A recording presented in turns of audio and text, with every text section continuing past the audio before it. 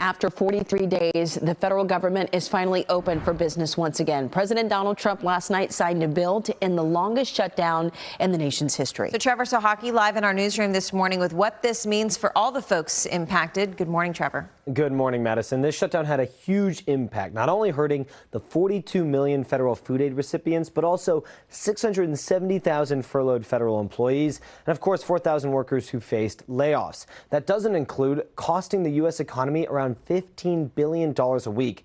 The funding bill signed late last night reverses shutdown-related layoffs and guarantees back pay for federal workers.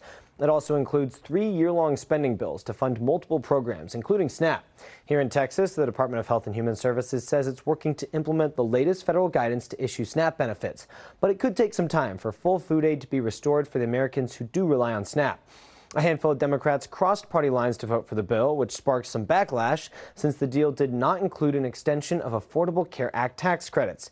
While Senate Republican leaders say there's a promise of a vote sometime next month, House Speaker Mike Johnson has not committed to anything. In a statement, Representative Julie Johnson explained why she voted no on the funding bill. Quote, tucked away in this bill is a brazen payoff, funneling millions of taxpayer dollars to benefit a handful of senators, while families struggle to afford groceries and health care. In another statement, Representative Brandon Gill said Democrats, quote, did not win this shutdown, rather let American families suffer, lapse paychecks, and go hungry, all for their partisan laundry list of demands like handouts for illegal aliens.